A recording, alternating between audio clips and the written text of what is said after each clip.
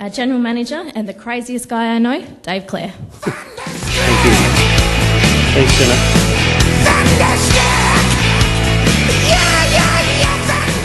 I appreciate the Iron Man theme music, mate. Thank you very much. I've challenged a lot of business. We get to deal with a lot of business people at ATC, which we're very fortunate in the support we receive from the community already. But when you look at it, a lot of people are struggling right now.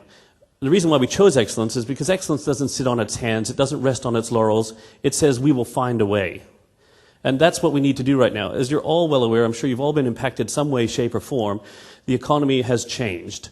We had this really great booming time and everything was really great, and now that has shifted, right? So if we keep acting the same way when the economy has shifted, then we're going to have a hard time.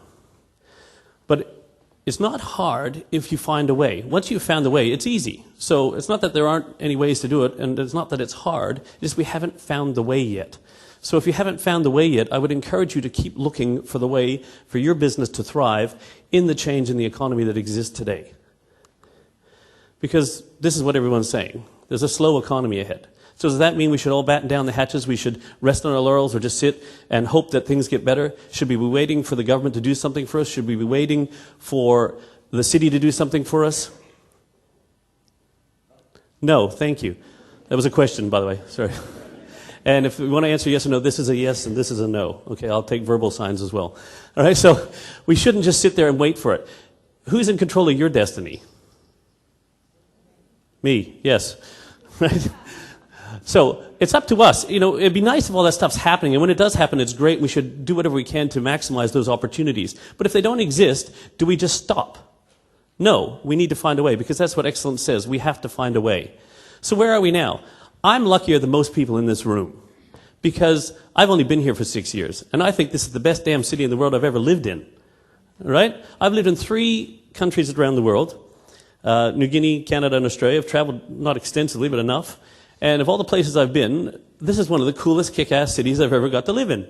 But people who've been here for a long time might have forgotten some of that.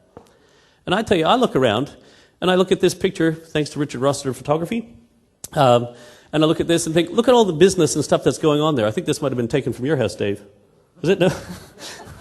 It's kind of a view you get from your place. But look how much business there is going on in here. All the different opportunities that exist in this city, just in that one photo alone.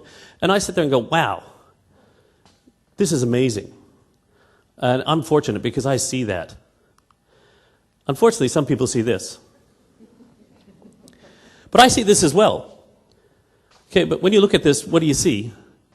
Ghost town. I talk to people, it's like tumbleweed. Rolling down the street. It's just nothing happening right now. It's dead. Well, I look at that and I think, pioneer days. I think this is going to be the coolest place to be right now, and I've said this to numerous business people that I've talked to.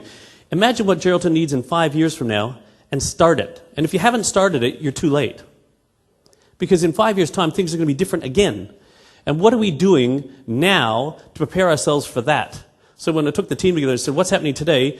What's it going to look like in 5 years from now? We better start that, pardon the expression, shit today.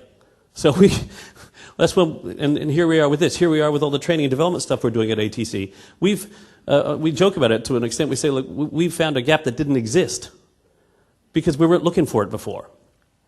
So do you look at this as a ghost town where we are, or do you look at it as pioneer days? Because that'll be the first thing that will determine whether you succeed or thrive in this new normal economy that we have here in the Midwest.